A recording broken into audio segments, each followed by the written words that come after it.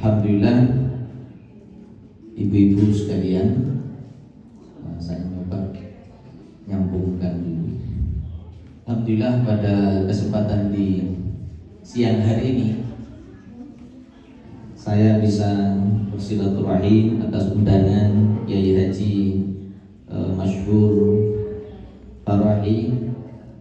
Beliau menghubungi saya untuk berbagi pengalaman sekaligus memotivasi bersama tentang satu hal yang ini sangat penting bagi kita, ya, di era kata Kiai Masyhur tadi, masyarakat tidak tahu itu apa jenenge era society gitu ya. Jadi era yang kita hadapi hari ini berubah, ya. Zaman yang kita hadapi ini berubah sama sekali. Tidak, kalau diingatkan berubah enggak gitu. Ya sami ya. Sami. Baik, jadi kita ini sedang menghadapi satu zaman yang sudah benar-benar berubah. Perubahan itu banyak macamnya, ya, banyak.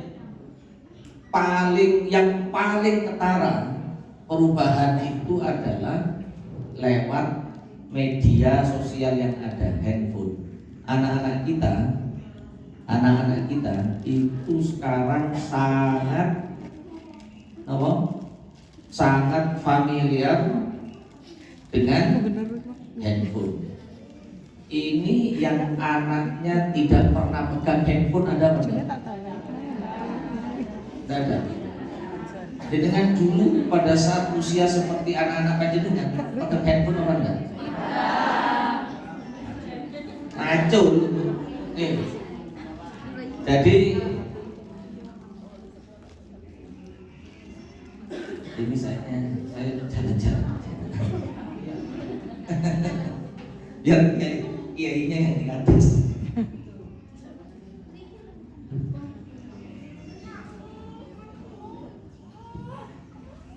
Jadi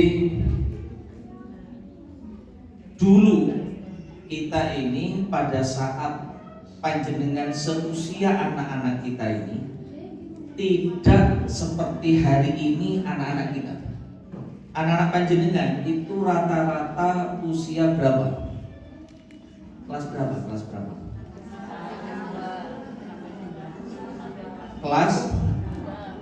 Kelas 1, ada yang kelas 2. Ini lomba hari ini. Lomba sampai kelas 2 sampai 10 tahun. Usia 10 tahun.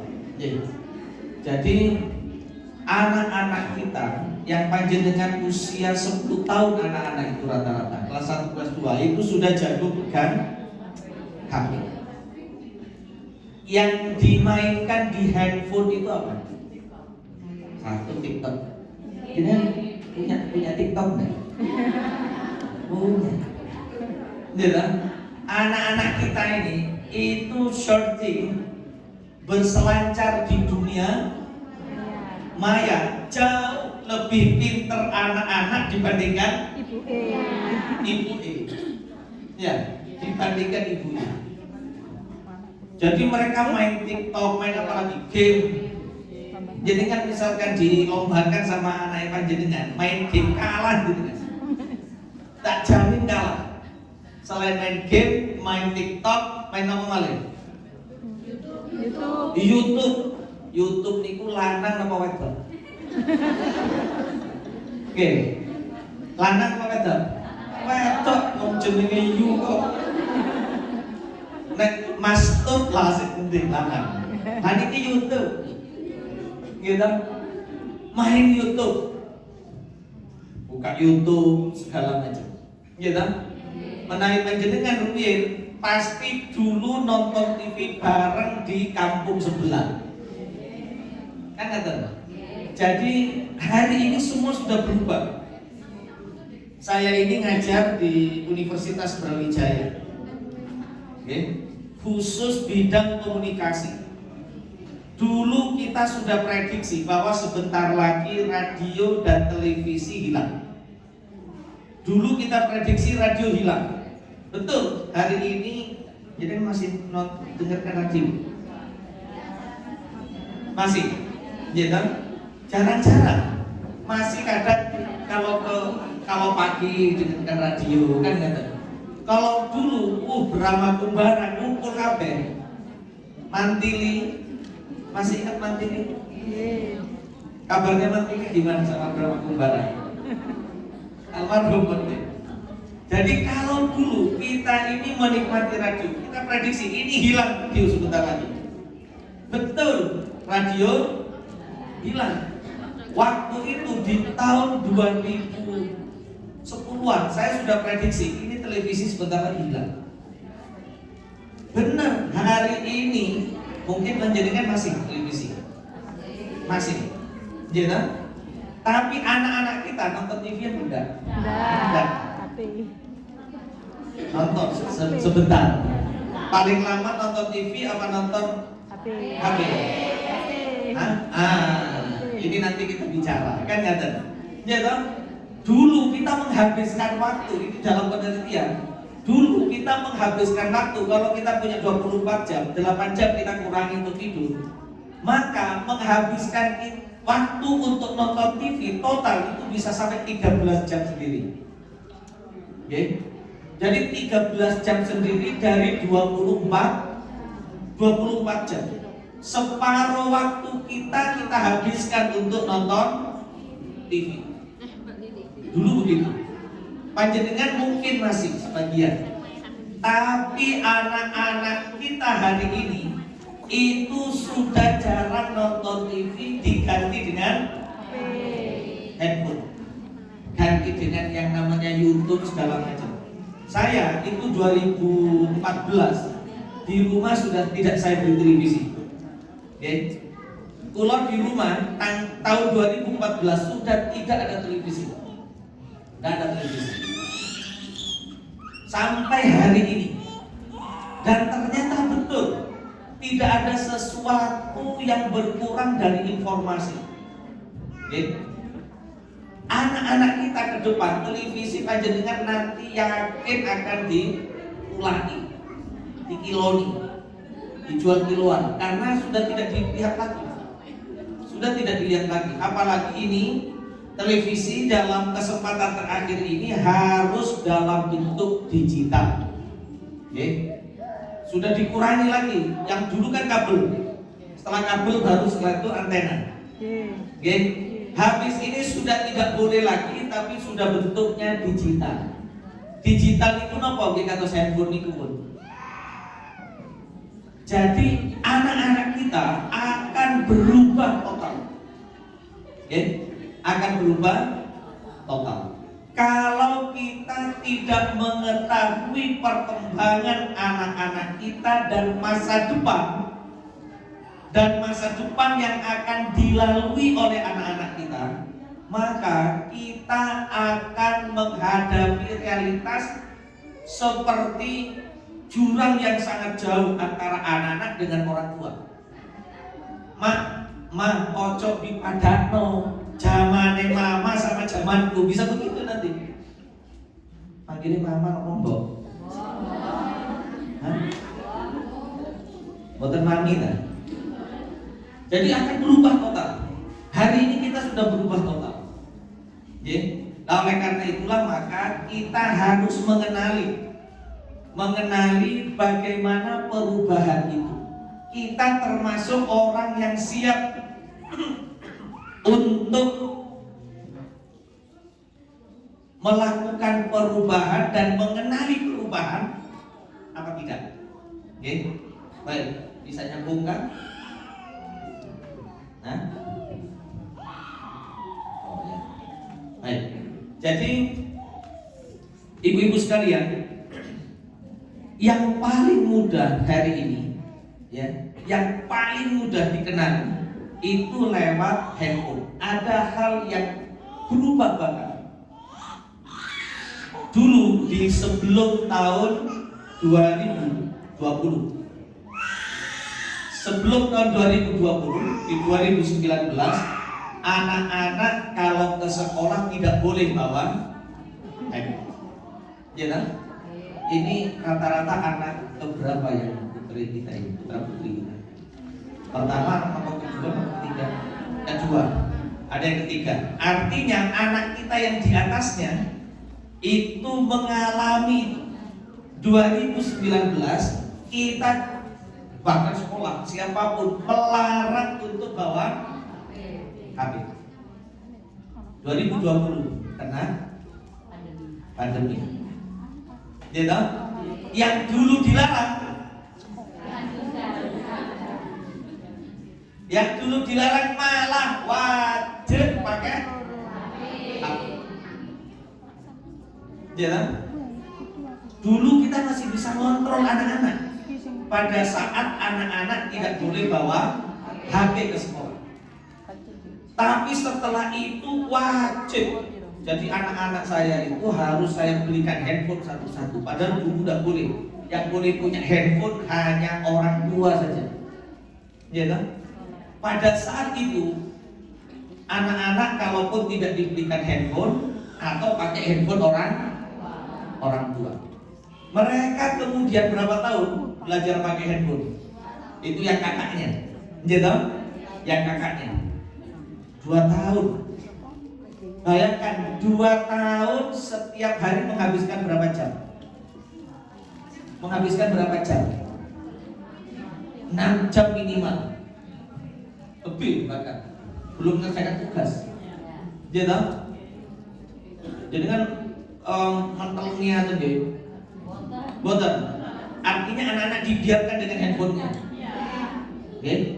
Jadi anak-anak dibiarkan dengan handphonenya belajar selama 6 jam minimal untuk mengikuti pembelajaran.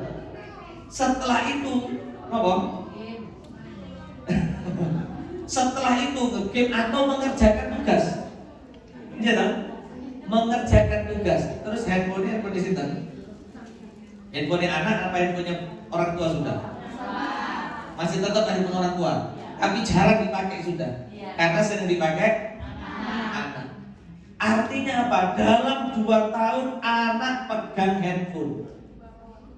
Sekarang setelah 2 tahun kemarin, okay? Setelah 2 tahun kemarin, dengan bisa nggak membatasi handphone anak? Kesulitan, sangat kesulitan. Membatasi handphone anak itu sangat kesulitan. Mungkin ada 1-2 yang bisa, ya. Tapi mereka hari ini sudah belajar tetap melalui handphone. Handphone orang tua apa handphone anak? Siapa yang anaknya pegang handphone sendiri sudah? 1, 2, mana lagi? 3, 4, 5. Yang anaknya tidak pegang handphone sendiri banyak. Baik. Panjenengan bisa ngontrol pada saat anak sedang pegang handphone, apakah panjenengan mentelengi terus saudara? Tidak. Berarti kan dibiarkan kepada. Adakah jaminan anak untuk tidak searching yang lain? Tidak ada. Berselancar yang lain? Tidak ada. Kita tidak mengenalkan bahasa-bahasa dulu, mungkin bahasa lo gue, gitu. Terus nopo mana? Oh, sarang guru, sarang bio, gitu. Itu kita tidak kenal. Kita tidak kenal kalau ini sarang bio, kan begitu. Tidak kenal dulu. Tapi anak-anak kita itu mengerti bahasa-bahasa macam-macam. Ya, mengerti bahasa macam-macam. Dari mana mereka tahu? Dari handphone. Dari handphone. Jadi hari ini anak-anak kita sudah sangat familiar sekali dengan handphone. Mereka hari ini bukan anak kita, sekalipun anak panjenengan. panjenengan bukan lagi anak panjenengan. Ya? Sudah bukan lagi anak panjenengan. Ini anak-anak kita sekarang sudah menjadi anak. Mereka itu dunia anak-anak, ibu-ibu, itu dunia senang ketemu sama orang tua.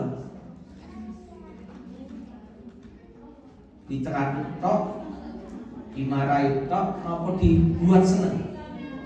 Sing jujur. Ayo. Oh, pasti disuruh ngene muatan. Kan. Gitu.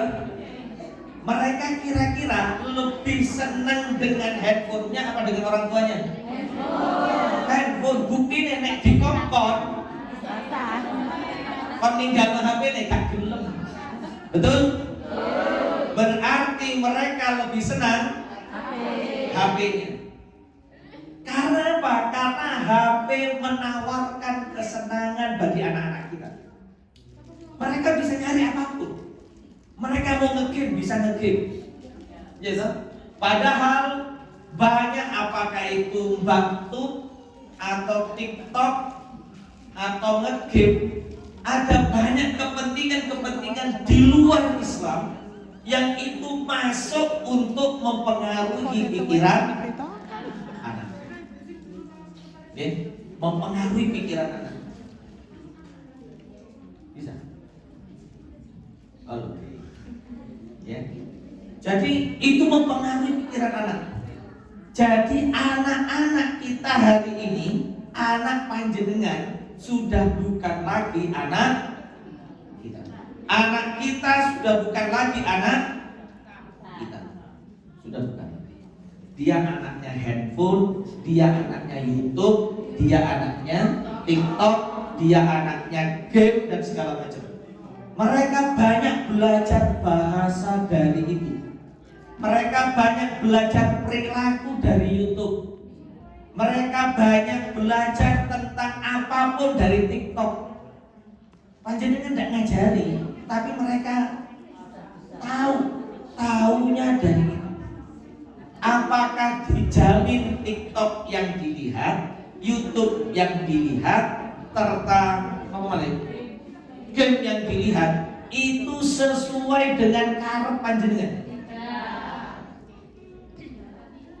Lalu gimana menghadapi ini? Ini belum apa-apa loh. Ini belum apa-apa. Sebentar lagi akan ada satu perubahan besar lagi di dunia media sosial yang jauh lebih hebat daripada itu. Dulu orang kalau nyari sesuatu itu mencarinya di Google, ya kan? Di Google. Sebentar lagi Google bisa jadi dikalahkan oleh yang namanya ChatGPT. Harum ini. ChatGPT ini kenapa? Kalau Google panjenengan tanya masakan hari ini apa? Nah, misalkan kata, gitu. Dia sebutkan macam-macam. Tapi kalau ChatGPT, saya mau masak enak hari ini apa? Sudah dia langsung nawarkan. Masakannya begini. Langsung dengan jelas dia tawarkan. Dulu para guru ngasih tugas kepada siswa pada saat zamannya COVID, gitu. Anak-anak langsung ngetik di Google. Sebelum COVID, pada saat sekolah ngasih tugas ke anak-anak panjenengan yang kerjakan. Orang tua, gitu. Terus orang tua sih kerja Google kan. Kalau dulu orang tua kan gitu. Jadi orang tua yang ngerjakan, orang tua tanya Google. Ke depan tugas yang diberikan oleh sekolah itu bisa dijawab semua oleh yang namanya ChatGPT. Jadi anak-anak kita ini bisa jauh lebih pintar informasinya dibandingkan panjenengan. Dibandingkan kita orang tua. Jadi ini masalah, ya. Ini masalah besar yang akan dihadapi oleh anak-anak panjenengan, oleh anak-anak kita ini. Sehingga orang tua harus tahu perkembangan yang akan terjadi dan bagaimana kemudian mendampingi anak-anak. Anak-anak juga tidak bisa kemudian diputus begitu saja. Wes gak oleh main handphone, gak oleh interaksi karo handphone. Saya ini mlebu gunung kono, masuk gua, nggak bisa. Ini sudah zamannya. Ini sudah zamannya anak-anak melek dunia. Tidak bisa anak-anak suruh masuk gunung terus kemudian suruh bertapa seperti drama Kumbara. Kok ketemu nih Matili sama Mak Lampir. Sudah tidak ada lagi itu. Anak-anak kita hari ini dia akan melihat tentang dunia luar. Dunia luar. Anak-anak tentu tidak bisa dilarang untuk padahal materiku gak ngedek. Anak-anak tidak bisa lagi dilarang untuk main handphone. Tapi bagaimana kemudian agar anak-anak selamat dari bahaya handphone? Handphone bahaya. Handphone ini, smartphone ini bahayanya luar biasa. Karena tidak ada kontrol sudah. Jadi tidak ada kontrol. Nah, oleh karena itulah maka ya boleh dia semoganya pun musik sama videonya nanti kalau tidak diputuskan. Baik, oleh karena itu dikecilkan. Oleh karena itu Bapak Ibu sekalian, ya ibu-ibu, anak-anak itu adalah amanah padahal. Jadi kita tidak bisa memasrahkan anak-anak kepada orang lain, kepada apalagi kepada teknologi. Kita tidak bisa memasrahkan anak-anak pada teknologi. Hari ini mereka bukan anak kita sekali lagi, tapi ada kesempatan bagi kita untuk mengarahkan mereka. Belum terlambat, ya? Belum terlambat untuk mengarahkan anak-anak kita. Ingat, anak-anak kita itu adalah amanah dari Allah. Anak kita ini Allah menitipkan kepada kita. Untuk apa? Untuk mendidiknya dan mengajarinya berbakti. Bahkan kata Nabi, kalau orang tua mengajari anaknya berbakti, maka Allah akan memberikan rahmat. Nabi mendoakan semoga Allah memberikan rahmat kepada orang tua yang mengajari anaknya berbakti. Jadi panjenengan memasukkan anak ke sekolah yang Islam, yang di situ diajarkan tentang cara berbakti, itu salah satu cara sudah salah satu cara untuk mendidik anak. Walaupun sejatinya pendidikan anak bukan tanggung jawab sekolah, bukan tanggung jawab sekolah. Mendidik anak adalah tanggung jawab. Bahkan dikatakan al-ummu madrasatul ula. Ibu adalah sekolah pertama bagi anak. Kenapa ibu kok tidak bapak? Karena yang paling pertama kali berinteraksi dengan anak-anak adalah ibu. Mulai dari kandungan. Makanya sampai ada sekolah pembelajaran pendidikan pranatal sebelum lahir. Ada satu daerah di Afrika, Masya Allah saya lupa namanya apa ya. Jadi satu daerah di Afrika itu sebuah aib bagi orang tua apabila anak usia 7 tahun belum hafal Al-Quran. Anak usia 7 tahun belum hafal Al-Quran, karena di daerah situ anak 7 tahun sudah rata-rata sudah hafal Al-Quran. Ini hebat. Saya coba selidiki, ternyata apa? Ternyata anak-anak itu sudah sejak dalam kandungan sudah diajari Al-Quran. Pada saat hamil, panjenengan yang masih punya rencana punya anak lagi, yang punya anak lagi rencana, kalau saya sini sih, ya, saya ini anaknya masih 6, target 10. Ya terserah nanti dari istri yang 1, 2, dan 3 kan. Jadi ternyata pada saat hamil itu si ibu fokus baca Al-Quran. Setelah kita teliti dia pada saat hamil itu baca Al-Quran. Pada saat lahir itu anak terus diperdengarkan ayat Al-Quran. Terus diperdengarkan, di rumah didengarkan. Aktivitas hariannya adalah memperdengarkan Al-Quran. Usia 5 tahun baru anak dimasukkan ke TPQ. Fokus Al-Quran, usia 7 tahun mereka sudah nyantol 30 juz. 30 juz atau 31 juz? Oh 30 nih. Betul datang 31. 30 juz, hafal sudah. Karena itu gitu. Jadi ada program pranatal itu, pendidikan anak pranatal. Jadi anak ini amanah. Amanah yang Allah berikan kepada kita. Yang ini nanti akan kita pertanggungjawabkan di hadapan Allah. Ibu pertama kali yang akan menjadi sekolah bagi anak-anaknya. Oleh karena itu, ibu harus berkualitas. Panjenengan harus menguasai lebih banyak ilmu. Okay? Oleh karena itu pendidikan orang tua itu penting. Pendidikan tidak harus di sekolah. Pendidikan tidak harus bersekolah, tidak harus. Panjenengan ikut pengajian misalkan diadakan rutin di pondok Meriki, ada rutin.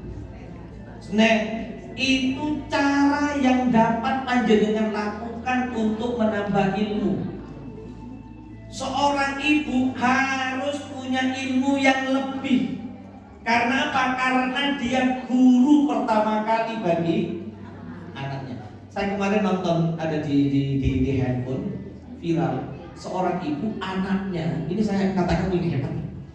Karena apa? Waktu itu anaknya nangis karena dilarang pegang handphone. Si anak mau nelpon budenya, ibunya diam aja. Hebatnya adalah pada saat si anak itu nangis, si anak kata ibunya begini, ayo tenangkan dulu hatinya, tenangkan dulu hatinya. Apa kata si anak? Iya, saya tenangkan hati, lebih baik tenang daripada terus marah-marah. Ini si anak kecil yang usia kurang lebih 3-4 tahunan itu, 4-5 tahun, 4 atau 5 tahun. Dia ngelus-ngelus, sudah boleh nangis, kata si ibunya. Boleh nangis, tapi tidak boleh menyakiti dan tidak boleh merusak. Si ibu ini mengatakan begitu. Saya katakan ini hebat ini. Boleh nangis, tapi ingat, tenangkan, belajar tenang, tenangkan pikirannya, tenangkan, pilih mana yang baik dan buruk, tidak boleh menyakiti diri dan tidak boleh merusak. Enggak, saya tidak akan merusak, saya tidak menyakiti. Tenang, katanya. Sudah? Butuh pelukan, kata si ibunya. Butuh pelukan untuk menenangkan diri. Ya, sini, mari sini. Dipeluk sama ibu. Saya katakan ini ibu hebat ini. Anak sudah diajak belajar dewasa semenjak kecil. Anak kita hari ini itu jauh lebih pintar dibandingkan kita. Saya kemarin nyoba beberapa tempat, saya ngisi di hadapan orang tua dan anak-anak SMP begitu, ya, orang tua dan anak-anak kita kumpulkan. Kemudian saya bicara dengan bahasa dengan kualitas ilmu yang lebih tinggi. Yang ini sebenarnya bisa dinikmati oleh anak-anak kuliahan. Saya coba pakai bahasa itu, apa yang terjadi? Mereka bisa ngikuti. Tapi bahasa saya mempergunakan bahasa teknologi, mereka ngikuti. Oh, ternyata setelah sedikit mereka hari ini lebih banyak belajar dari Habib. Jadi, oleh karena itulah maka seorang ibu harus banyak belajar untuk menambah ilmu. Sekali lagi, belajar tidak harus di sekolah, tidak harus dengan ikut kerja paket C seperti dulu. Ada yang pernah ikut kejar paket C? Tahun 80-an. Ya kan? Dulu ada namanya kejar paket C. Pak Harto waktu presiden itu, Presito Soeharden. Ya kan? Bapak Presito Soeharden. Ya kan? Saya Presito Soeharden. Jadi Bapak Presito Soeharden waktu itu ngadakan kejar paket C kejar paket C atau paket A kan? C gitu. Kejar paket C untuk warga yang tidak pernah sekolah. Tidak perlu hari ini kita begitu. Cukup panjenengan tambah ilmu melalui pengajian-pengajian. Mungkin bahkan pengajian-pengajiannya ditambah, tidak hanya sekedar kitab misalkan. Ada wawasan ya disediakan itu. Untuk apa? Untuk kemudian menambah wawasan orang tua.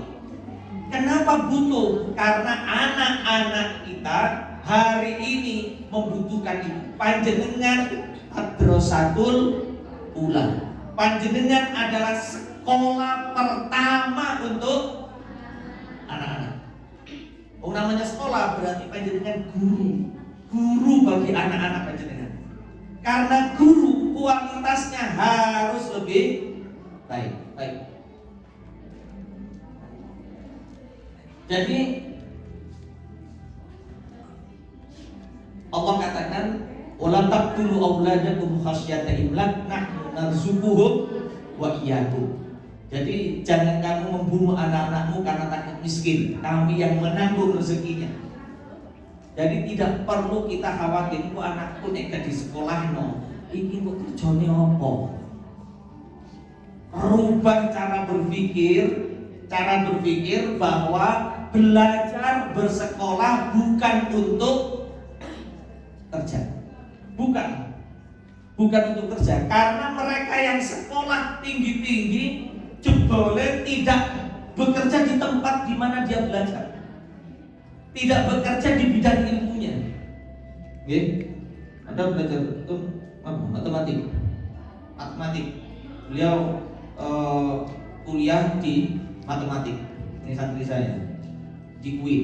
Kalau ini kimia. Jadi kalau bikin bom, paham. Ini kimia ya. Ini kimia. Dulu pada saat terjadi COVID,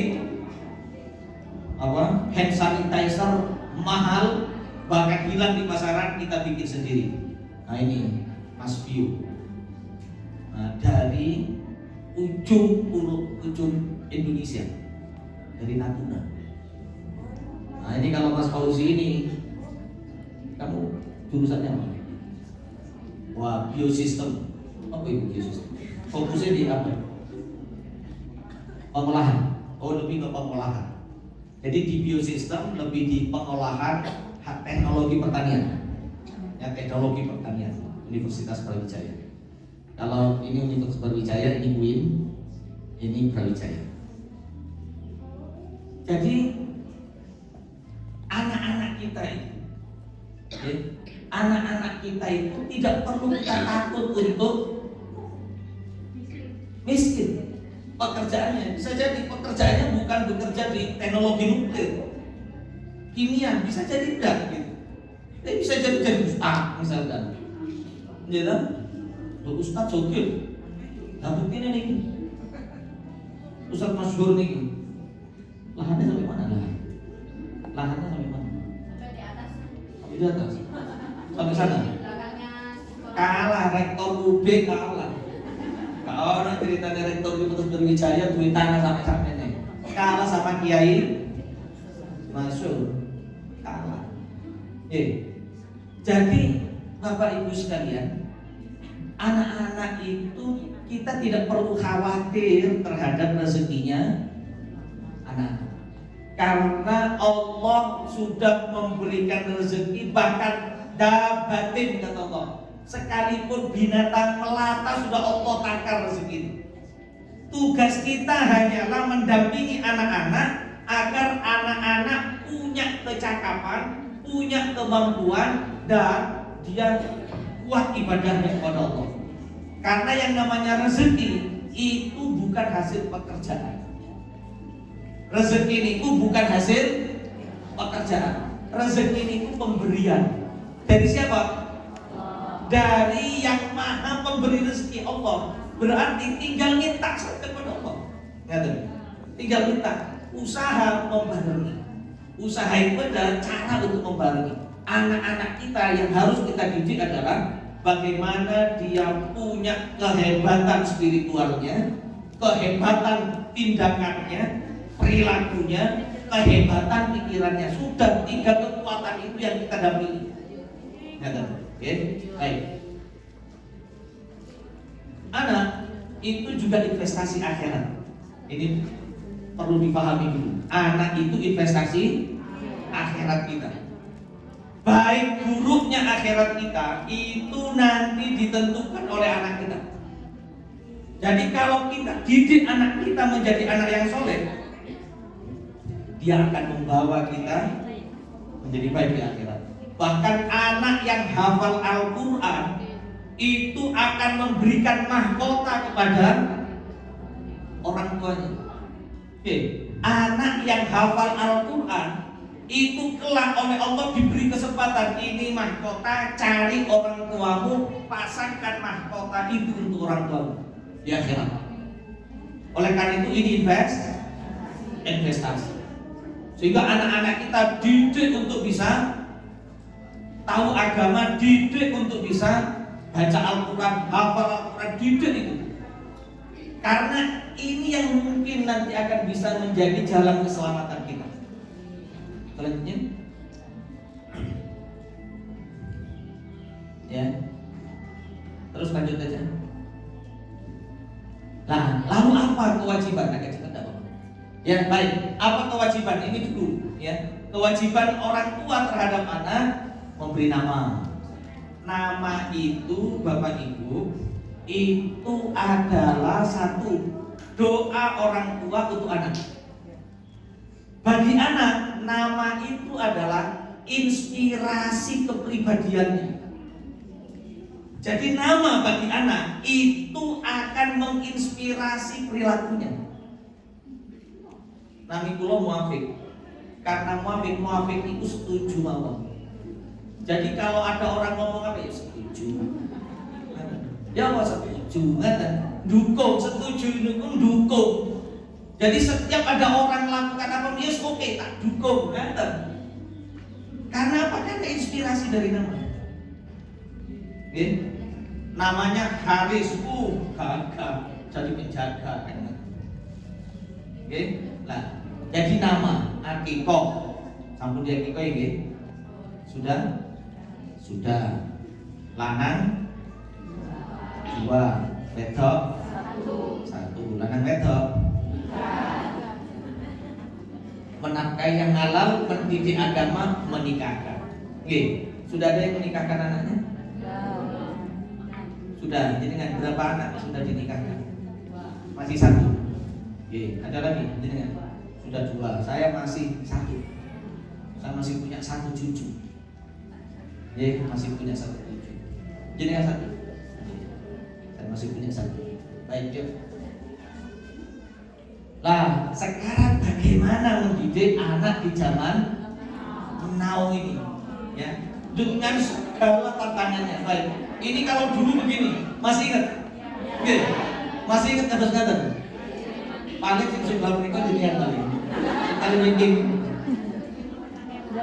Dek, biasanya di sebelah mana aku nontonnya? Dek. Dan malam minggu. Biasanya malam, naik kula malam minggu biasanya. Malam minggu bareng. Sampai berapa kilo nonton bareng kata saya. Nek ngene ya kadang layar tancap. Yuk.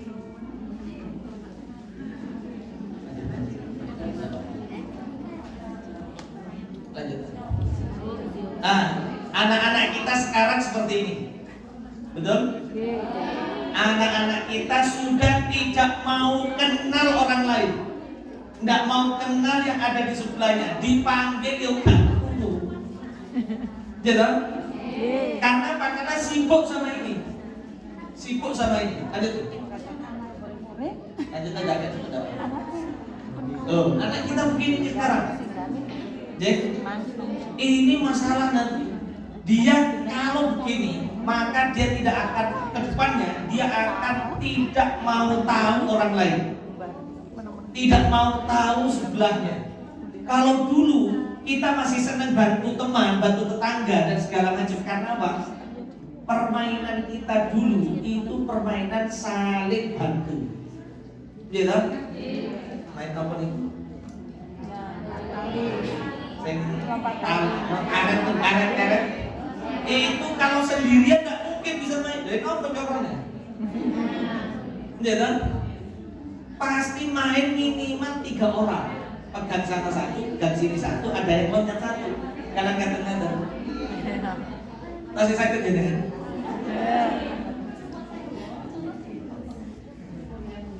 Gitu. Jangan konek lagi tak sia-sia. Jadi perlu anak-anak kita itu sekarang. Malah saya berpikir sekolah sini kayaknya perlu buat permainan-permainan masa lalu, Ustaz. Taruh di sini, Ustaz. Ya, apa nih bukti kotak-kotak ini?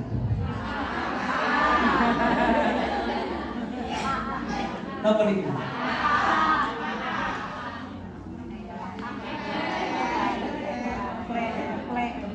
Ini anak-anak tidak tahu nih. Tidak ada yang tahu ini generasinya. Tadi tahun berapa? 2000 sudah ada. Sudah ada. Nanti tahun 70-an, 80-an masih ada. Gitu. Itu semuanya permainan yang mengandalkan kerjasama dengan orang lain. Hari ini anak-anak kita mainnya game. Panjenengan bisa akrab dengan orang lain, bisa saling bantu. Itu karena pada masa kecilnya, masa kecil usia 7 tahun sampai 12 tahun, usia 6 paling tidak, usia 6 tahun sampai 12 tahun itu golden age, masa dimana keemasan otaknya. Semua informasi pada masa itu disimpan di bawah sadar. Disimpan di bawah sadar, kuat sekali. Sehingga kalau dia bermain saling bantu, maka yang ada di dalam otaknya, oh dia harus bisa saling bantu dengan orang lain. Yang ada di dalam otaknya, dia saling bantu dengan orang lain. Anak sekarang tidak ada permainan saling bantu, kerjasama sudah tidak ada. Permainannya gini, kata Doni dengan sebelahan nggak tahu, sibuk sendiri. Dampaknya nanti bukan hari ini dampaknya. Dampaknya 10, 20, 30 tahun yang akan datang. Tidak ada anak orang yang antar mereka kemudian mau saling kenal, mau saling bantu. Individu-individu, nafsi-nafsi. Itu yang akan terjadi. Buktikan saja apa yang saya sampaikan. Kalau tidak kita dampingi hari ini, oleh karena itu sekolah, saya sarankan kepada sekolah, mulai hari ini kembangkan kembali permainan tradisional anak. Anak kalaupun bawa handphone, taruh pas jam istirahat, sediakan permainan tradisional di luar. Yang itu bisa membangun kerjasama mereka. Dulu jam istirahat, itu main. Sekarang jam istirahat anak-anak main. main kerjasama di lapangan, dibiarkan aja. Permainannya permainan tradisional yang diundang. Harus diinikan sekarang. Bahkan kalau perlu sudah kasih di di lapangan itu, di garis-garisi, agar mereka belajar bekerja sama. Karena belajar itu bagi anak-anak adalah bermain. Ya. Ini catatan penting bagi anak-anak, belajar itu adalah bermain.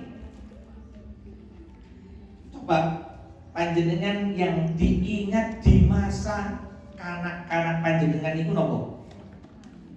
Main. Main sama teman-temannya. Siti.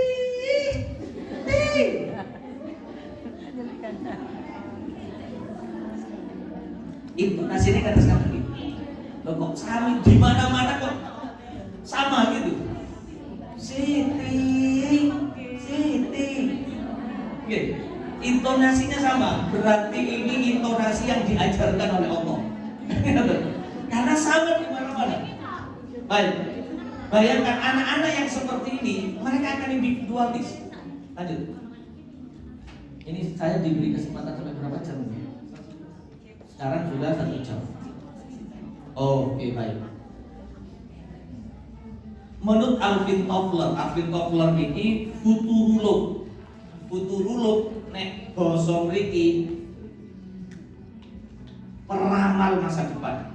Rati minggat iki jenenge dukun masa depan. Nggih. Rati minggat iki. Jadi futurolog niku dia yang meramal masa depan atau dukune masa depan. Jadi kata dukun masa depan Alvin Toffler dari Amerika, dia katakan begini, siapa yang menguasai informasi maka dia akan menguasai dunia. Hari ini benar. Siapa yang pegang informasi sudah pegang juga semuanya. Ya toh? Anak-anak kita hari ini telah menjadikan dunia itu ada di tangan mereka. The world in your hand. Dunia ada di tangan kita, ada di tangan mereka. Hari ini mereka mau kemana? Terserah mereka. Mereka mau ke Korea, mereka tinggal klik aja Korea, ketemulah dengan si BTS.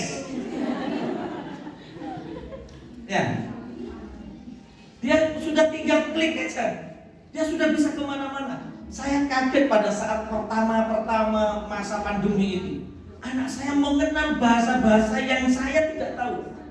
Bukan saya tidak tahu, saya tidak cukup familiar. Kebetulan saya sudah keliling ke 20 negara. Ke Korea sudah, anak saya kok bisa bahasa Korea dia. Dari mana? Ternyata dari YouTube. Ya, dari YouTube. Jadi anak-anak kita itu sekarang dunia sudah ada di tangan mereka. Tinggal bagaimana kemudian kita mendampinginya. Yuk lanjut. Nah, ini generasi kita. Ada namanya generasi veteran. Veteran itu lahir tahun 2008-45. Ini mereka sudah sampai duluan. Ya, sudah sampai duluan dibanding kita.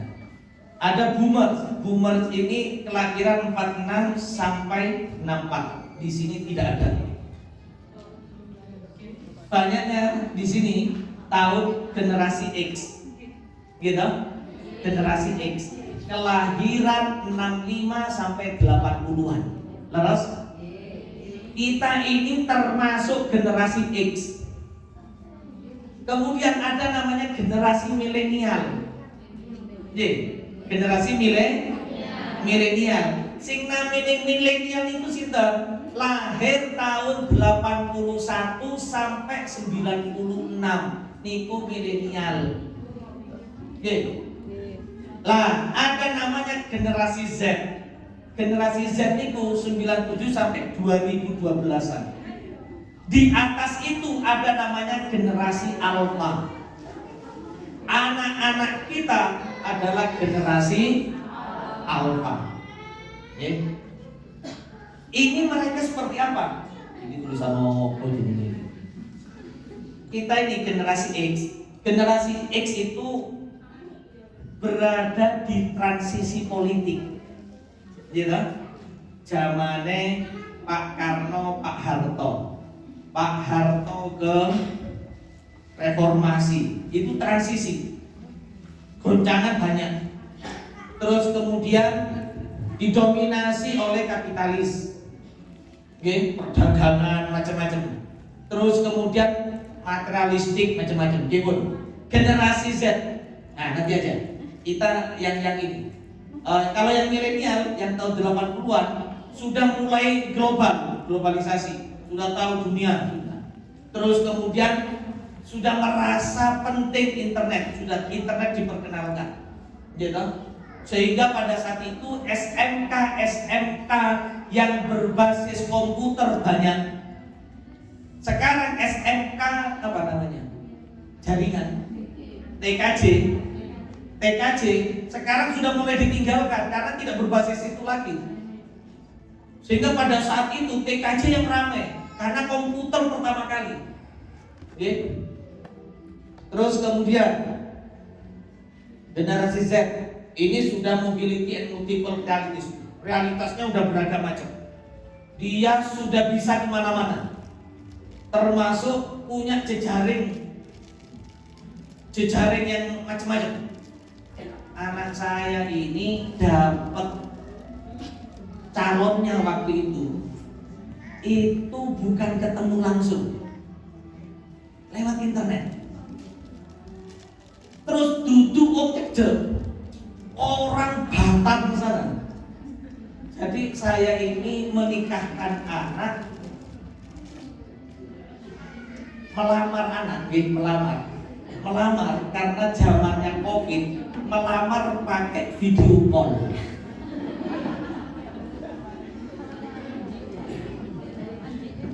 Aduh, padahal kepingin akrani, duduk enak di Padang, tapi tidak boleh, ada pembatasan karena kena COVID. Akhirnya ngelamar pakai video call. Assalamualaikum. Ini sudah zamannya sudah, ya, karena sudah tidak bisa kemana-mana waktu itu. Lanjut. Nah, ini generasi Z. Kita bicara generasi Alpha saja. Lanjut. Jadi generasi Z ini anak-anak kita atau diri kita mungkin masuk di situ sebagiannya. Itu adalah haus informasi, Internet of Things istilahnya. Jadi haus informasi, termasuk selalu ingin update informasinya, ingin update. Ya. Informasi ingin terjadi perubahan terus. Setiap kali makanya buka HP terus, gitu. Buka HP terus, lihat beritanya kayak apa kan? Ya, terus. Anak-anak panjenengan generasi Alpha, gitu. Nah, generasi Alpha saja. Nah, ini anak-anak kita. Anak-anak kita masuk di generasi Alpha. Kelahiran 2010 hingga 2025. Perlu panjenengan ketahui, sekarang tahun 2023. Indonesia, ya, ini tantangan ke depan. Indonesia itu akan mengalami masa yang disebut dengan bonus demografi. Apa bonus demografi? Bonus demografi itu jumlah usia produktif. Usia produktif itu mulai dari usia 14 tahun sampai usia 60 tahun. Oke. Usia produk kita akan mengalami jumlah usia produktif terbanyak seluruh dunia pada tahun 2030 puncaknya. Puncaknya tahun 2030 sampai 2040. Oke. Niku puncak jumlah usia produktif Indonesia, usia 14 tahun sampai usia 60 tahun terbanyak seluruh dunia. Kemarin saya dapatkan berita viral, Jepang kekurangan tenaga kerja. Kampung-kampung di Jepang sepi. Banyak usia muda Jepang tidak tinggal di Jepang, tapi kerja di luar. Karena memang biaya hidup di Jepang itu mahal sekali. Dan wanita-wanita Jepang tidak mau nikah. Mereka lebih senang bekerja, persis sama dengan Korea. Persis sama dengan Korea. Wanita-wanita Korea itu tidak mau nikah.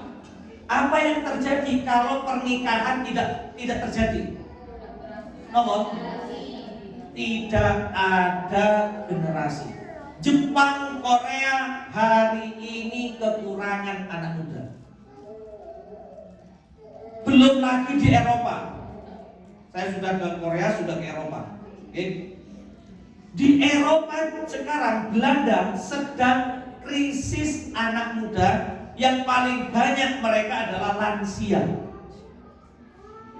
2030 kita di Indonesia mengalami puncaknya jumlah usia produktif usia 14 tahun sampai usia 60 tahun terbanyak seluruh dunia.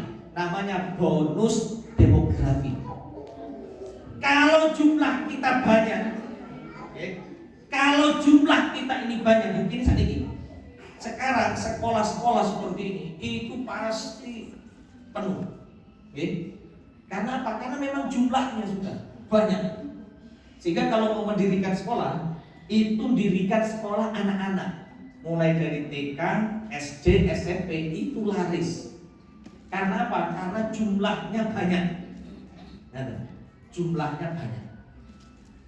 Lah, dalam jumlah yang banyak, kalau tidak kita persiapkan mereka, maka pilihannya adalah mereka jadi budak di negeri sendiri, atau dia harus kita kirim ke luar negeri, menguasai negara-negara lain.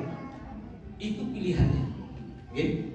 Nah, oleh karena itulah maka kita harus kenali betul anak kita yang lahir 2010 sampai 2025 modelnya seperti apa. Mereka, bentar ya barusan. Mereka itu adalah generasi terdidik, akrab dengan teknologi.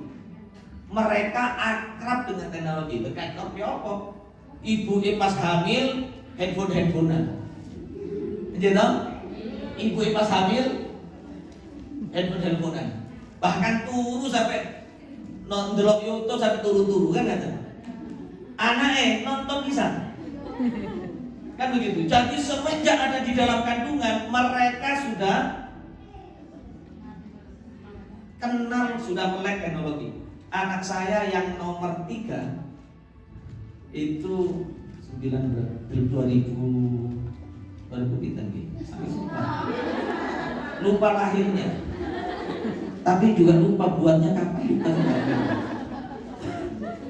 Jadi pas lahir, mau lahir, ini sungsang, kaki duluan.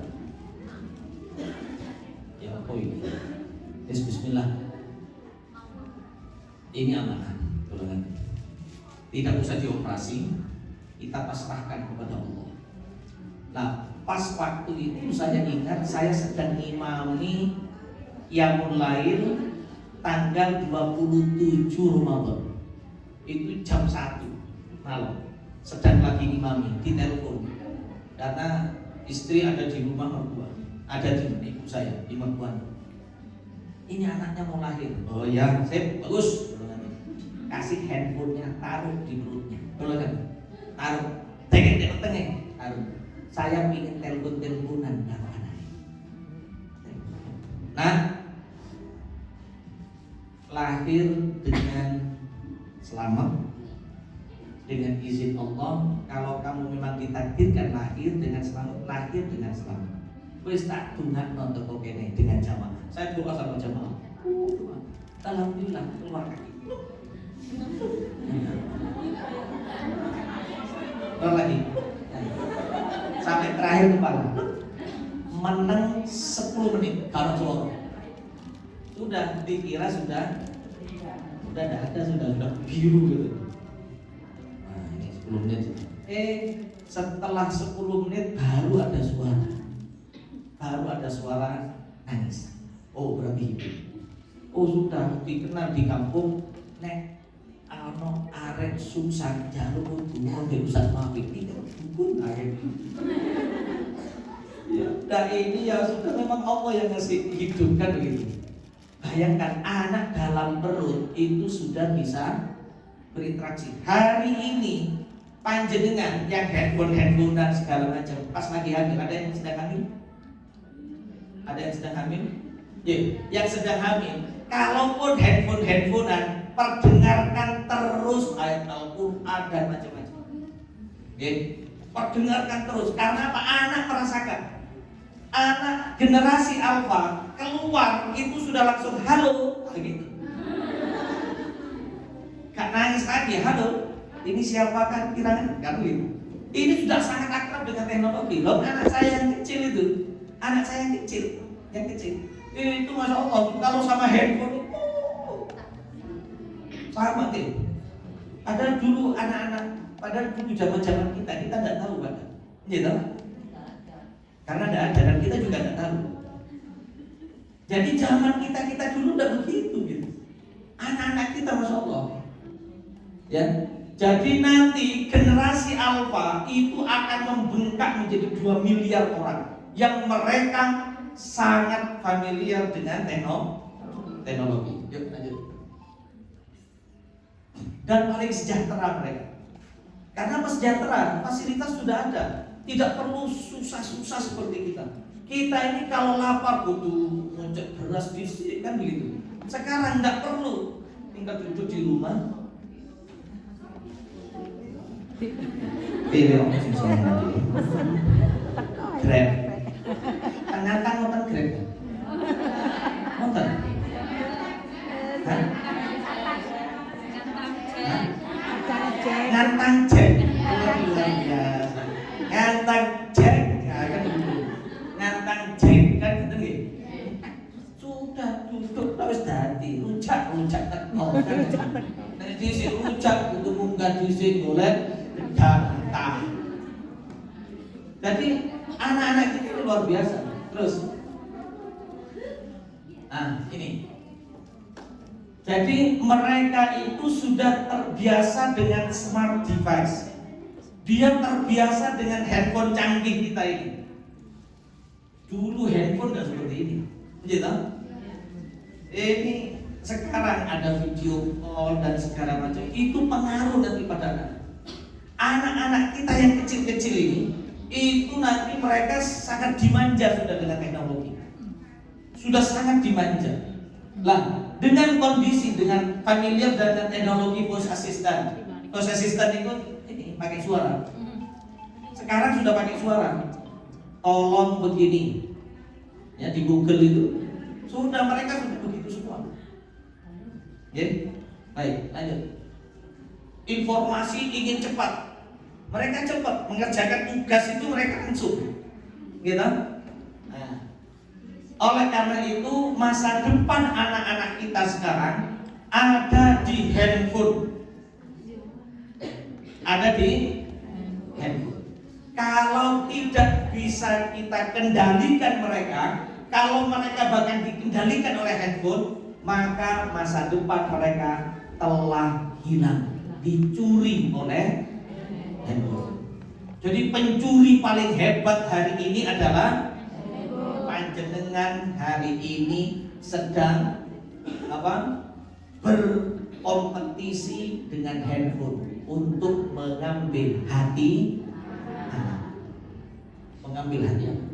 Oleh karena itu, kalau kita tidak bisa, ya sudah sekolah yang harus mendesain. Sekolah yang harus mendesain agar anak-anak senang, ngumpul di sekolah, agar anak-anak senang ngumpul di rumah. Dulu panjenengan senang, sekali lagi dunianya anak-anak itu apa? Dunia bermain, dunia senang, berarti sediakan permainan yang banyak. Oke. Sediakan permainan yang banyak yang itu ada nilai. Dulu ada main ular tangga, sekarang mana ada anak-anak duduk bareng main ular tangga, main dakon, mana anak-anak duduk main dakon. Itu perlu sekarang untuk kita fasilitasi si anak-anak agar kemudian mereka bareng duduknya, biar tidak di handphone lagi, agar handphone tidak mencuri masa depan mereka. Pada saat anak-anak main itu kita dampingi. Kita dampingi. Oh, mulai saiki dakonnya dirubah, biasanya dihitung 1 2 3 gitu. Sekarang Allah Allah Allah Allah Allah Allah Allah Allah Allah. Datang. Ditambah sekarang, dimodifikasi. Permainan-permainan itu sebenarnya hasil karya para wali dulu. Khususnya yang paling banyak membuat permainan-permainan anak-anak niku Wali Sunan Giri. Wali Songo Sunan Giri. Sunan Giri paling banyak menghasilkan permainan anak-anak, termasuk Cuklek Suweng. Ya, Cuklek Suweng niku hasilnya karya dari Sunan Giri. Loh, para wali main di situ. Nah, sehingga nanti wali masyhur,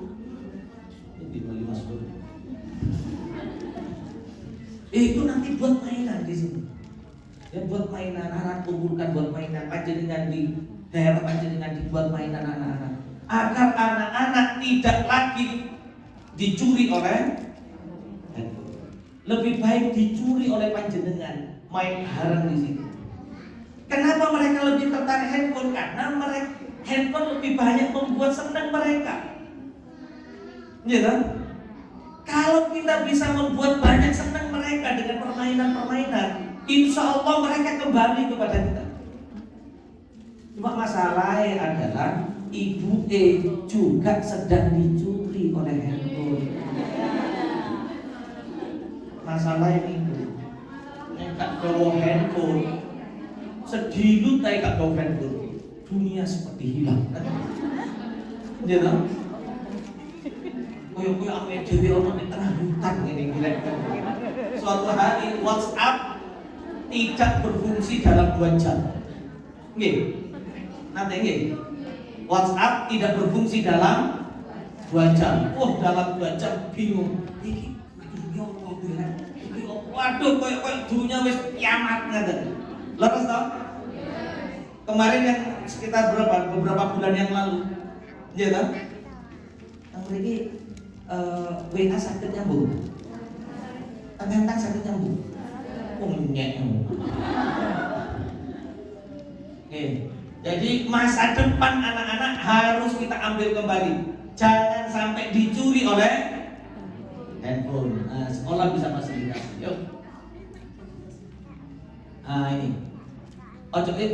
ojo sampai dicuri oleh handphone. Lanjut, tak apa-apa. Karena apa? Handphone itu ibarat pisau hari ini, ya kan? Ibarat pisau bagi anak. Kita kasihkan ke anak-anak bisa berbahaya. Handphone dikasihkan ke pembunuh bisa dipakai untuk membunuh, tapi dikasihkan ke koki jadi masakan.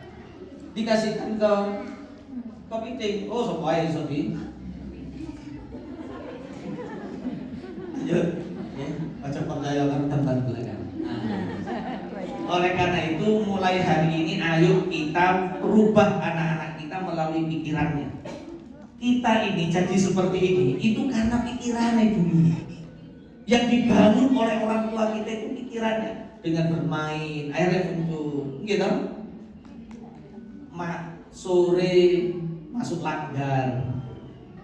Jadi sore masuk langgar ngaji bareng. Akhirnya nyantol hari ini. Hari ini nyantol. Pengalaman masa lalu itu yang terbawa hari ini sampai sekarang. Betul? Panjenengan masukkan anak ke sekolah. Ini kan ada beberapa sekolah tuh yang hadir ini. Masukkan ke sekolah, ada yang di sini, ada yang di sana. Itu pun juga karena apa? Karena kita itu dulu dibangun cara berpikir kita seperti itu. Kalau anak-anak kita sekarang dibangun dengan ini, ya sudah. Dia akan menjadi anak teknologi. Dia akan menjadi anak handphone. Lanjut. Jadi apa yang kita pikirkan itu yang akan menjadi diri kita. Jadi ada satu rumus seperti ini rumus. Nasib kita, realitas diri kita mau jadi seperti apa, anak-anak mau jadi seperti apa, diri kita mau jadi seperti apa, itu dibentuk oleh karakter. Dibentuk oleh karakter, itu dibentuk oleh kebiasaan. Panjenengan kita ini biasanya kayak apa yang paling sering kita lakukan? Kebiasaan itu dibentuk oleh tindakan. Sekecil apapun, sekalipun naruh baju di gantungan, sekalipun naruh sandal, sepele pondok sekolah ngajarkan sandal diwalik di depno atu, terus dirapikan, itu sepele. Tapi tindakan-tindakan sepele ini yang akan mengajarkan kebiasaan. Panjenengan naruh baju sembarangan di kantongno, sampai numpuk, atau baju 1-2 langsung dicuci rapi. Itu tindakan sepele. Tapi tindakan sepele itu yang akan membentuk kebiasaan, yang akan membentuk karakter, yang akan membuat nasib kita. Nasib kita seperti apa? Mau jadi orang hebat, orang sukses, wong soge, wong miskin, itu kita sendiri yang memilih. Kita yang memilih. Kaya, miskin, berhasil, gagal, itu kita sendiri yang milih. Nek perilaku nih, kebiasaan karakternya, kebiasaannya, tindakannya wong miskin. Nopo tindakannya wong miskin? Males, gak gelem tandang, gawe, pokoknya urut tok.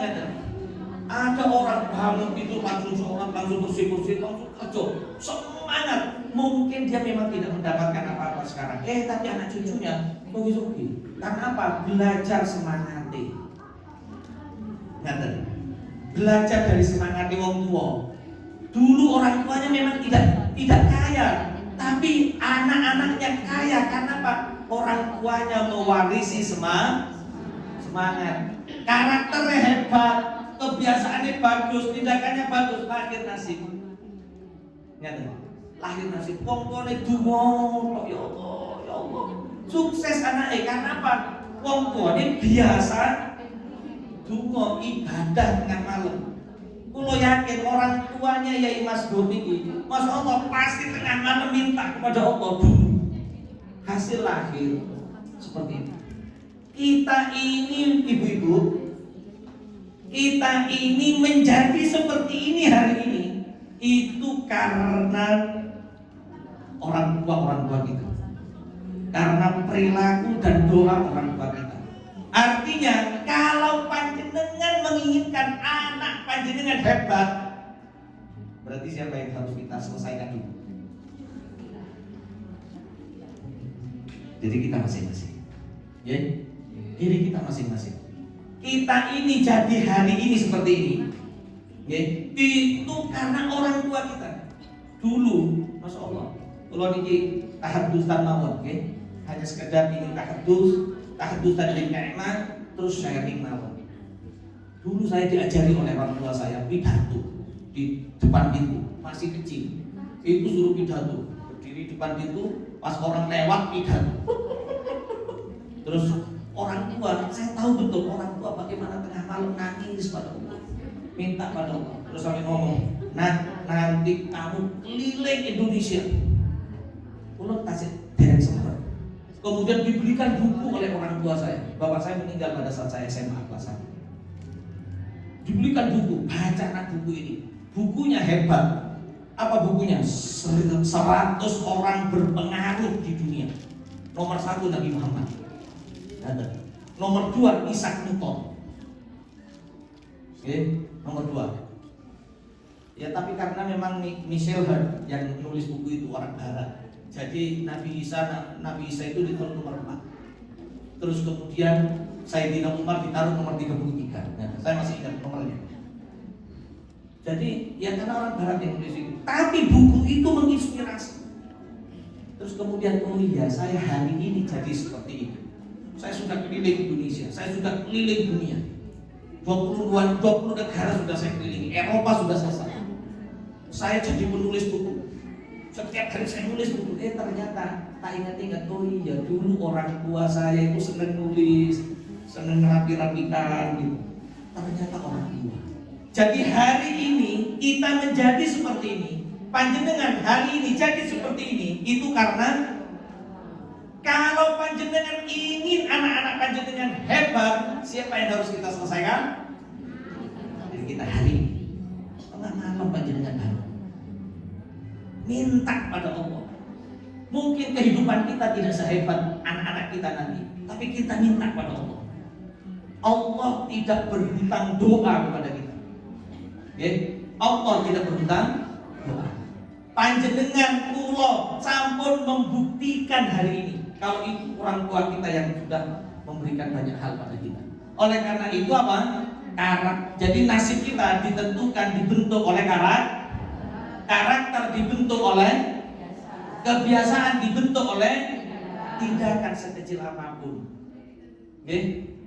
Sekecil apapun. Anak-anak di sekolah mungkin hanya diajari sepele, diajari nonton sandal, diajari bersih-bersih. Di Jepang, sekolah di Jepang yang bersih-bersih itu anak-anak masih kecil-kecil. Dia bersih-bersih, ngerapikan kursinya, dirapikan sendiri, ditaruh, terus makan, habis makan dibersihkan sendiri. Makanya Jepang pada saat Piala Dunia kemarin, habis nonton, orang pulang, orang Jepang belum pulang.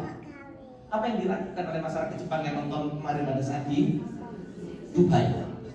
Kalau kresek, ambil sampah, itu karena kebiasaan mereka selama ini. Nanti kita lihat kira-kira kardus ini ada di sini apa di bawah. Harus dibiasakan, harus dibiasakan. Suatu ketika ini saya pas ngisi pelatihan terhadap guru-guru di Papua, di Biak itu kepalanya peta Papua, terus di atas itu ada kecil lagi, terlepas dari pulaunya ada kecil lagi, itu namanya Biak, berada di garis khatulistiwa. Yang hadir para guru se-Biak. Di belakangnya tertulis pendidikan karakter. Pun belum bicara, selesai, karena selesai acara pulang sudah. Karena yang jemput saya belum datang, saya duduk. Pada saat saya duduk, kursi-kursi itu sudah diambil, dibersihkan. Apa yang terjadi? Di bawah kursi itu sampahnya minta ampun. Wah, langsung handphone saya ambil, saya foto. Gitu. Itu sampahnya minta ampun. Itu para guru. Semoga hari ini ada perubahan. Hari ini saya juga akan pulang terakhir aja dulu. Kalau udah terakhir, jadinya yang terakhir. Di foto, di share ke saya, bersih atau kotor. Karena kebiasaan, tindakan-tindakan kecil. Anak-anak dilatih tindakan-tindakan kecil, dilatih masak, gitu. Masya Allah. Ini anak-anak hari ini kalau tidak dilatih sejak kecil, latih bersih-bersih, enggak tahu nyapu. Masuk nyapu. Oh, ngepel dia ngatur-ngatur. Nek mundur sih mending bener. Ngepel ngatur. Allahu Akbar. Kaya cerita nang wong nandur maju. Ini nandur kok lindur. Ya Allah. Loh niki pengalaman loh. Tidak hanya anak-anak, mahasiswa. Aku lo kata pesantren mahasiswa, sanes ini kita bikin. Sanes ini hebat-hebat. Di sini. Ya kan? Mahasiswa ini ya Allah, wedok-wedok ngeten. Ngelihat garang kotor yo dijarkan. Pura-pura tidak melakukan penggelokan. Masya Allah. Ini karena apa? Karena kebiasaan. Jadi anak-anak harus dilatih di panjenengan. Sekolah itu hanya berapa jam di sekolah? 6 sampai 7 jam. Mereka punya berapa jam dalam sehari sekolah? 24 jam. Berarti 24 dikurangi 7. Kita 24 dikurangi 7. 7 ada di mana? Di rumah. Lebih banyak di rumah. Berarti di rumah diajari. Diajari bersih-bersih, diajari nyapu, diajari setrika, diajari sepele-sepele. Keterampilan hidup. Nong wedok-wedok saat ini mboten saged masak. Saged masak. Orang anak-anak sekarang ya Allah, mahasiswa niku mboten saged masak. Tak suruh masak kopi. Kapan lalu masak kopi? Kamu rasane ngene. Iki banyu. Kok apa sak kopi ne ono irenge, tapi rasane banyu. Iki pasti mahasiswa ini. Pasti mahasiswa nek bojo kula biasa nek masak kopi sih enak ngoten. Wah ini pasti lanjutannya Dek. Iku sing masak sapa? Ada iki. Wah, bener. Masak kopi mboten saged. Untung masak air sik iso. Nggodhog banyu sik iso. Ya Allah. Nggih, baik. Tindakan dipengaruhi oleh pikiran. Nek pikirane ngremehno, pikirane seneng ngremehno sesuatu, meremehkan sesuatu, maka pasti tindakannya meremehkan. Kebiasaan meremehkan akhirnya. Kalau kebiasaan meremehkan, karakternya suka meremehkan. Kalau karakternya suka meremehkan, nasibnya diremehkan. Karena sering meremehkan. Jangan pernah meremehkan kebaikan sekecil apapun. Noto sandal niku remeh, tapi kebaikan ojo diremeh. La tahtironna minal ma'rufi syai'a. Kata ojo remehno kebaikan sekecil apapun. Karena apa? Kebaikan sekecil apapun dalam pikiran kita membentuk tindakan membentuk kebiasaan, membentuk karakter, membentuk nasib. Lanjut. Nah, oleh karena itu kualitas hidup itu sesungguhnya adalah kualitas pikiran. Pokoknya sing penting ojo ngeremeh. Lanjut. Oleh karena itu ini yang harus kita benahi di anak-anak kita. Ada 6 jalur menuju otak anak. Anak-anak itu belajar anak-anak kita ini itu melalui 6 jalur. Kenapa? Dari apa yang dia lihat, dari apa yang dia dengar, dari apa yang dia kecap, dirasakan, dari apa yang dia baui, dari apa yang dia. Kalau panjenengan ingin ngajari anak hebat ibadah, perlihatkan dari mata mereka bahwa panjenengan sedang ibadah. Allahu Akbar. Anak-anak lihat. Mereka belajar dari apa yang dilihat. Duk, Le, ayo sholat. Tapi ibu desa. Mereka belajar dari apa yang dilihat. Okay. Mereka belajar dari apa yang didengar. Omongan panjenengan ojo sampai elek. Termasuk nek tukaran karo bojo ojo sampai konangan anak-anak. Dan jangan sampai suaranya rame kedengaran anak-anak. Mlebu kamar ae. Gitu. Terus masuk selipah. Wis bah tukaran. Gitu. Nah, jadi karena apa? Karena dari yang didengar anak-anak itu. Sehingga kenapa misalkan seperti yang saya ceritakan ada di Tasmania kalau tidak salah.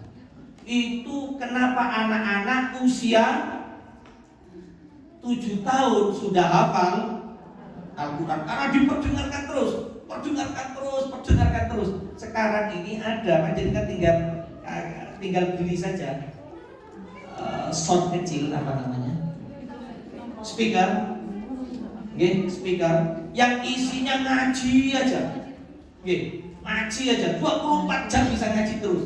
Panjenengan dengarkan aja itu, taruh di rumah, diperdengarkan aja terus, biar anak-anak terbiasa mendengarkan. Itu beberapa. Terus sudah, bangunan dalam pikiran ini itu ada positif, ada negatif. Jadi kalau kita banyak memberikan pikiran positif, itu jadinya positif. Ada gelas. Ini seperti ini. Itu dibuang dulu. Jadi pikiran kita itu ibarat ini, gelasnya coba. Gelas ini aja. Biar enggak banyak. Pikiran kita itu ibarat ini. Bun, udah enggak apa-apa. Ini saya enggak usah lama. Anda dengan di tempat ini mulai jam berapa? Jam 12. Bun. Pikiran kita itu seperti ini, Ibu. Awalnya kosong, itu tergantung kita bagaimana mengisinya. Kalau kita isi dengan air yang jernih, yang bersih, maka bersih juga, gitu. Maka juga akan bersih. Tapi kalau kita isi dengan yang kotor, yang kotor juga. Ini kalau sudah penuh, kira-kira apa yang akan terjadi? Tumpahnya. Yang tumpah apa? Air yang seperti apa tumpah? Yang jernih. Yang kita isi jernih, yang di dalamnya jernih, gitu? Itu yang tumpah. Jadi yang tumpah persis sama dengan apa yang ada di dalam gelas. Yang ada di dalam gelas persis sama dengan apa yang kita tuangkan. Kalau yang dalam gelas air jernih, maka tumpahnya juga air jernih. Panjenengan perlu paham bahwa apa ini yang tumpah? Ucapan-ucapan kita, perilaku-perilaku kita, tindakan-tindakan kita, itu adalah tumpahan dari apa yang ada dalam pikirannya. Ucapan kita, ucapan anak-anak dan macam-macam itu tumpahan dari apa yang ada dalam pikiran. Kalau yang kita masukkan dalam diri kita, dalam anak-anak kita, itu kebaikan, tumpah baik juga, gitu. Pasti akan tumpah yang baik.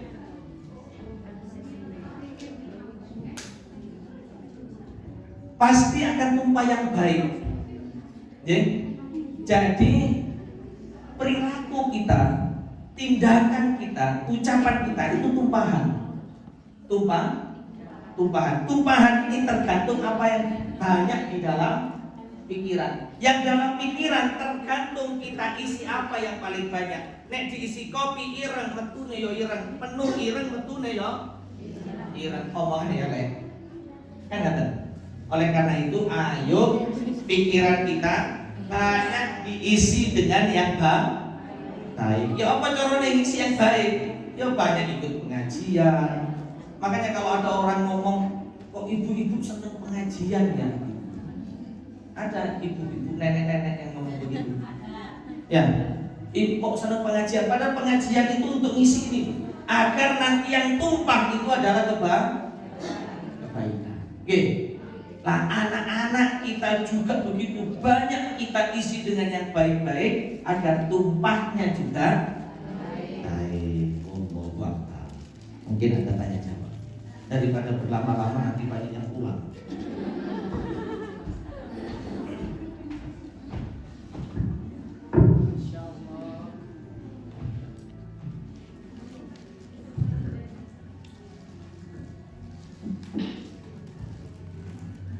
Masih kuat, Bu? Alhamdulillah. Ya, kalau pematerinya itu ganteng, soleh, ilmunya tinggi, jadi gak ngantuk-ngantuk ya? Alhamdulillah. Jadi sekarang, Bu, kita ada sesi tanya jawab sebanyak 2 orang. Ya, nanti yang akan bertanya akan dikasihkan hadiah. Siap, Bu? Suaranya mana, Bu? Ya Allah. Nah, siapa yang mau saya angkat tangan? Oh, nggak ada yang mau saya. Ternyata kalah sama kamu sama diam. Siapa yang mau bertanya 2 orang? Angkat tangan yang tinggi. 1. Satu lagi. Oh, 2. Oke, siap. Ya. Sekarang cip. Go. Oke. Ini mau bertanya apa mau minta door prize-nya, Bu? Tanya dulu. Oke, siap. Monggo. Assalamualaikum Ustaz. Saya mau bertanya bagaimana cara menyikapi anak-anak yang main handphone biar mana ya, sekarang kan anak-anak susah untuk dinasehati gitu. Saya minta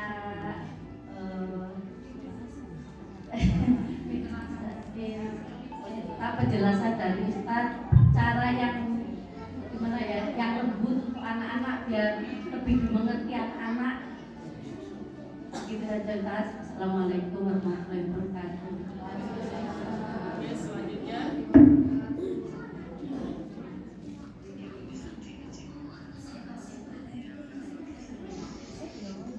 Assalamualaikum warahmatullahi wabarakatuh. Ustadz, saya ingin tanya bagaimana mengatasi rasa kekecewaan kepada anak terhadap sesuatu yang sudah kita jadikan. Terima kasih. Assalamualaikum warahmatullahi wabarakatuh. Baik, langsung ya. Oke, monggo. Jadi anak-anak itu perlu kita ajak membuat kesepakatan. Oke. Kamu boleh.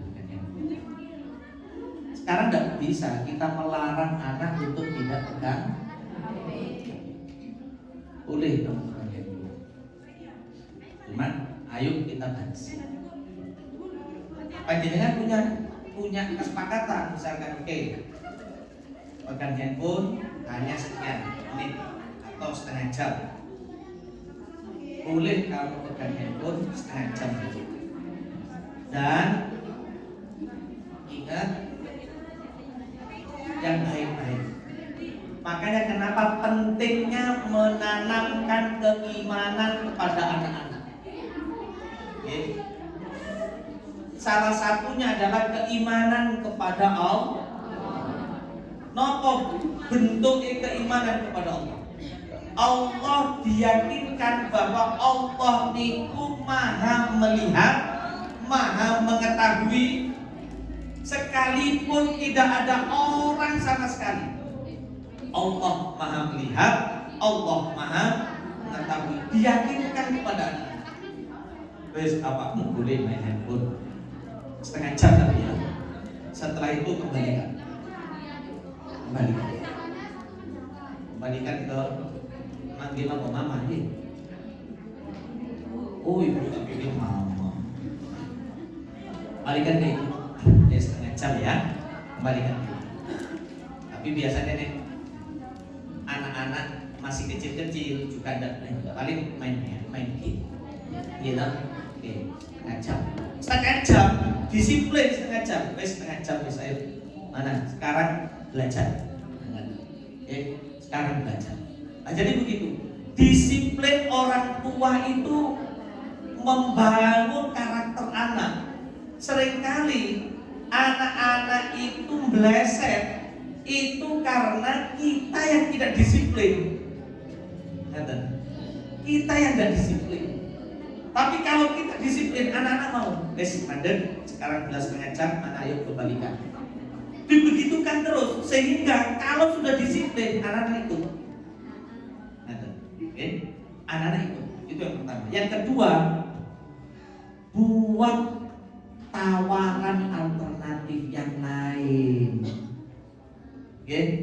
Buat tawaran alternatif yang lain. Misalkan anak-anak itu permainan, ya buat permainan, ngumpulkan anak di situ atau di mana gitu. Jadi tawaran yang lain yang sama-sama menyenangkan.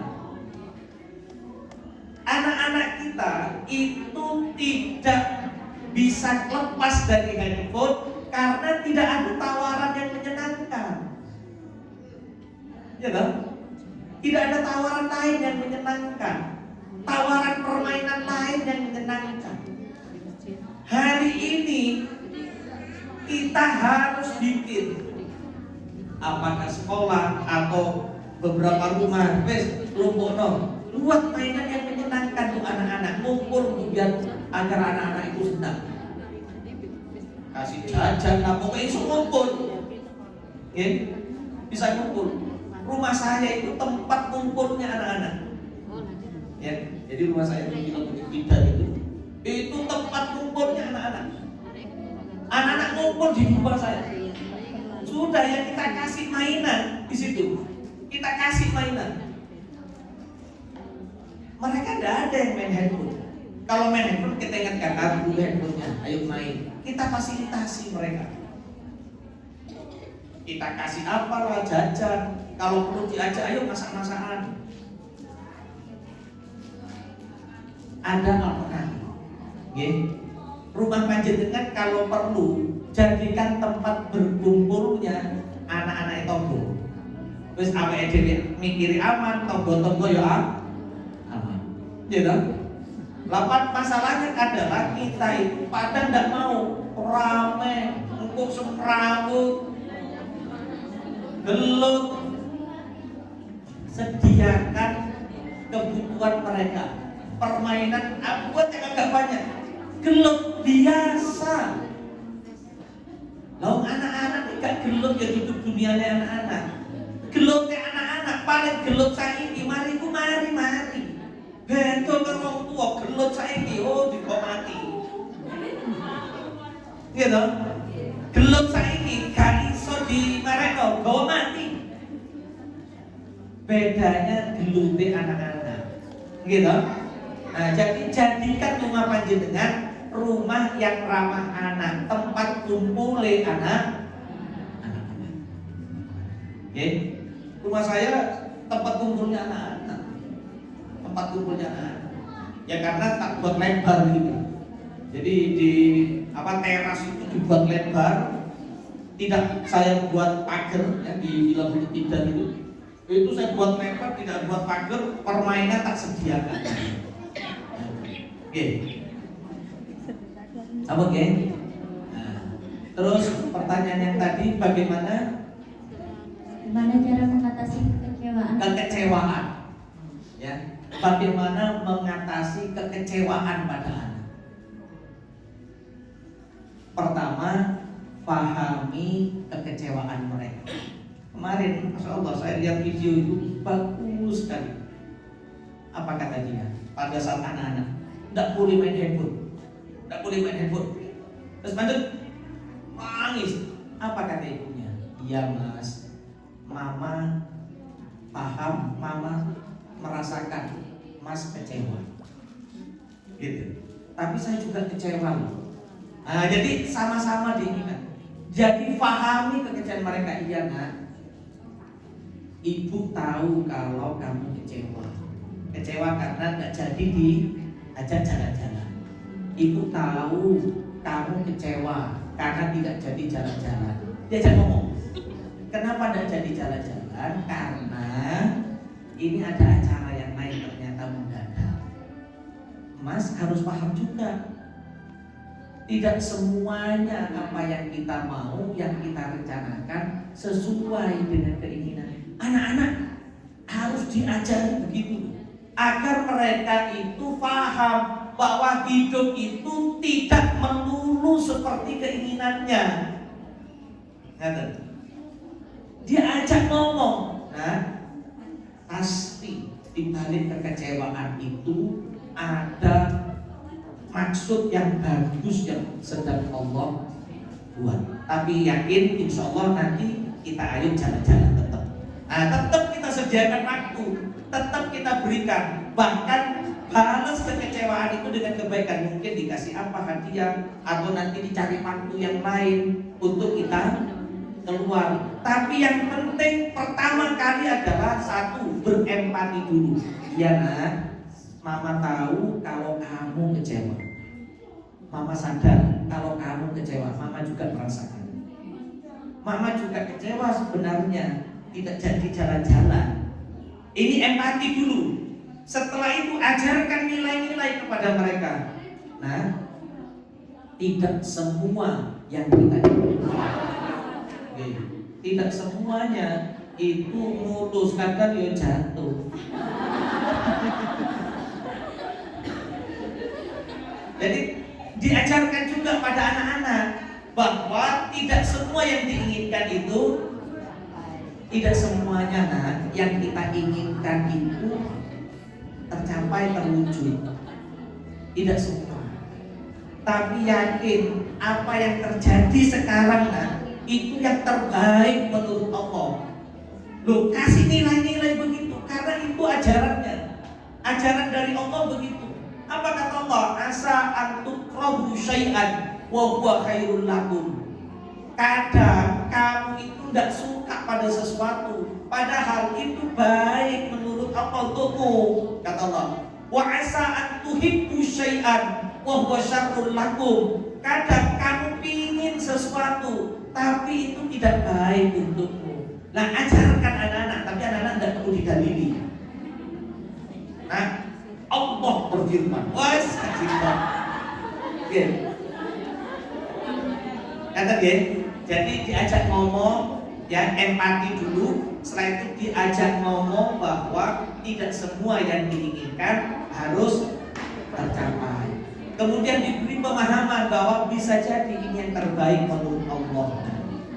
Jadi mereka sudah terbangun, oh ya, ini terbaik menurut Allah, ini terbaik menurut Allah. Pasrahkan anak-anak itu, belajar, ajari anak-anak untuk pasrah kepada Allah. Nah, setelah itu kasih ganti, ibarat orang lobang untuk ditambal lobangnya. Ngeten nggih. Ibarat orang lobang, lobangnya harus ditambal. Ya mungkin dikasih hadiah, mungkin dikasih kesempatan diajak jalan apa. Nah, oke. Siap? Sambut? Iya. Gimana? Cukup? Cukup Ustaz. Jangan musir saya. Terima kasih. Semoga memberikan manfaat. Yang semoga apa yang kita dapatkan hari ini menjadi kebaikan untuk kita dan anak-anak kita menjadi anak-anak yang diinginkan oleh Allah sebagai anak yang soleh, soleha, anak yang tak dekat dengan Allah dan mampu menyelamatkan kita kelak. Demikian, semoga bermanfaat. Assalamualaikum warahmatullahi wabarakatuh.